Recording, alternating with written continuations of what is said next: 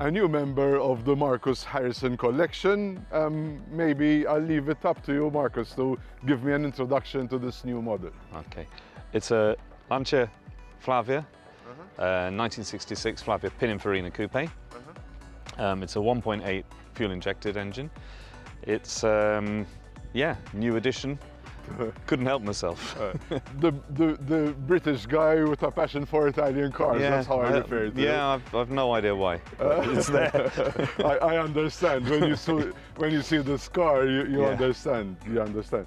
Can you give me a bit of the background of the model itself and how it stood in the lineup of Lancia cars at the time in 1966? Of course. I mean, from what I understand, back in 1966, I think the sort of entry-level Lancia of the time would have been probably the Fulvia, the Berliner, running up after that the Fulvia Coupe, and the Flavia just sat above that. So you had the Flavia Berliner, and then you had the Flavia Coupe, which this one is.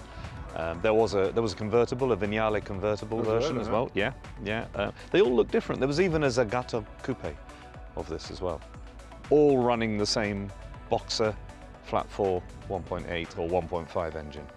And how did Lancia stand in terms of branding at the time? Well, if we compare them with other Italian makes of the time, again, this is only my idea.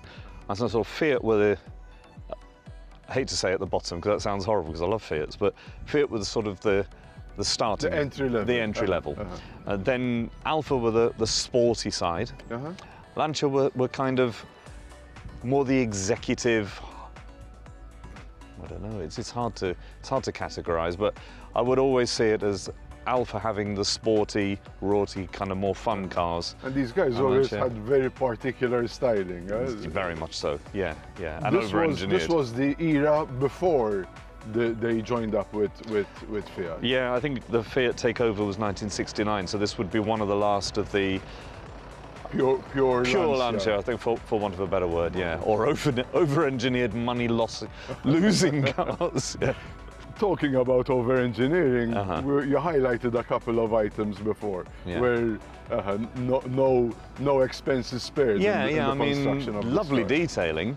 I mean, the benefit is for us now, but you know, to make money, you kind of question why do that.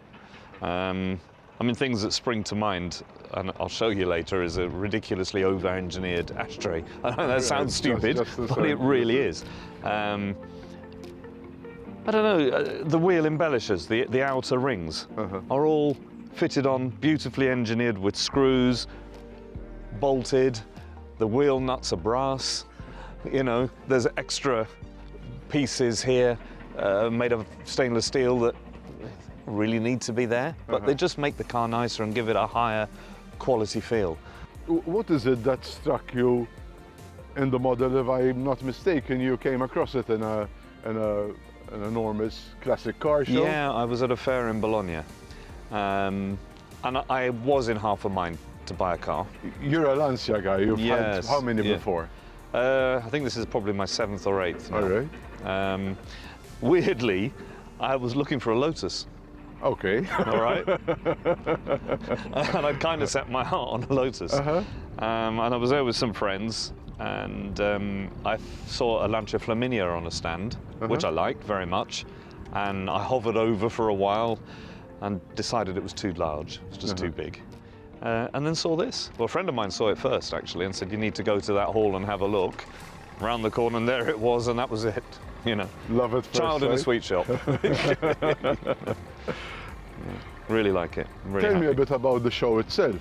Bologna was the first edition, no? Yes, it was the first. It was the Auto d'Epoca that was at Padova.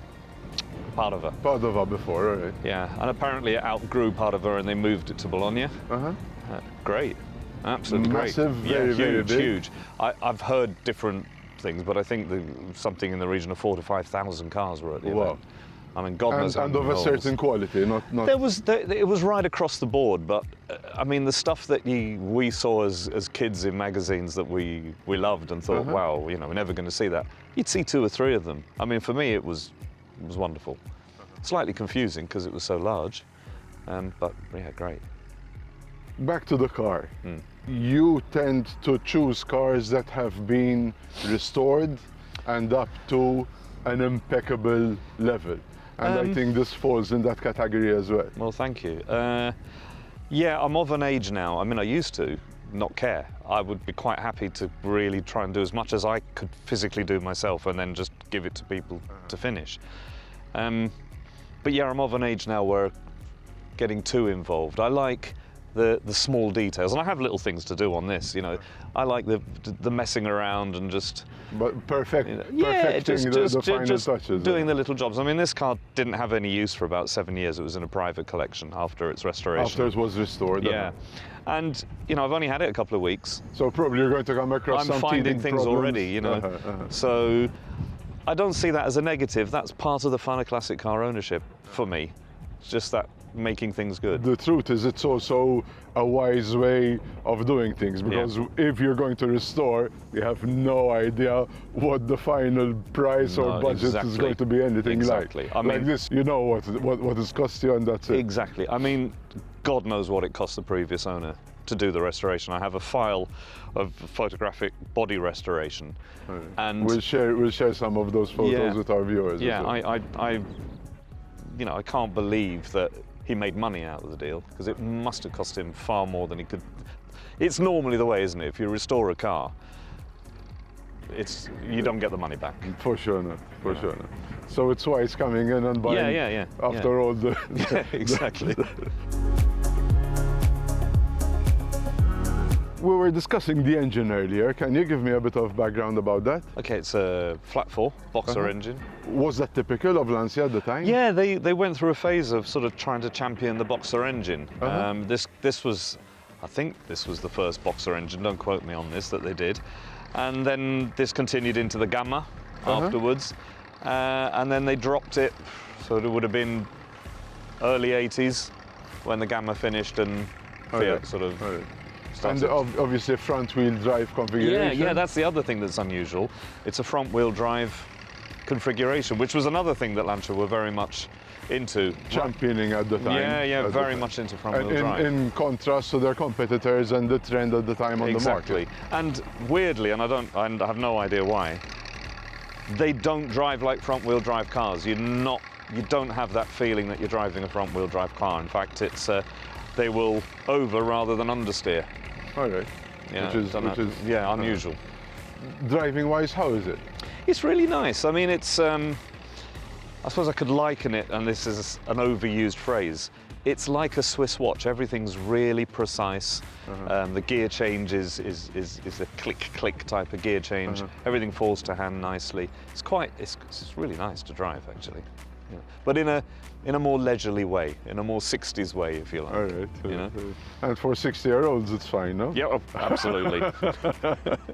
Having handled and done restorations before yourself, how do you see the work done on this particular model? Well, the spray looks... The paintwork is incredible. I'd love to meet the painter, because it's a fabulous job. The colour is also very particular. Yeah, the colour is it an original colour? It is an original colour. It's called Grigio Agnano. But it was, I think, again, particular to the injection models. It wasn't across the whole range. It's quite an unusual colour. The restoration, it's not a full nut and bolt restoration. From what I can see, it's had a complete body restoration, but it's been done to make a car that's usable, not a show queen. The engine's been rebuilt, the detailing has all been done, chrome work and all the bright work obviously has been redone. The interior, as far as I'm aware, is original. Yeah, I'm in the process of doing the carpets, because the rubber mats were a bit shriveled and showing their age, like we all do a bit. So yeah, it's had serious money spent on it, and it's been done well, and all the important parts of the brakes have all been rebuilt. One last question, the HF badge. You were telling me a story which I think our viewers will find very interesting. Yeah, I mean, something I found out recently, that when these cars were new, if you had bought from Lancia over 6 models, they awarded you became a member of the High Fidelity Club. which is the HF we all know of Lancia today. Okay. And apparently, a group of these club members got together and started to make their own little racing team. And Lancia got involved and they started funding it. And then one thing led to another until Lancia eventually took over this racing team, the Squadra Corsa. And the HF badge became an official badge for their racing or their performance cars. And the first one was actually a Flavia. It was the Flavia 2000 HF. That was the first one to ever wear the badge, and then the ones we know, obviously, like the Integrale. The Fulvia, I think, was the next one, the Fulvia HF. Then we got the Integrale, the Stratos, and they all became the HF. But originally, it was the High Fidelity Club. Doesn't quite sound as sporty, does it? Marcus, thank you very much. Thank you. To the next one. Yes. Cheers.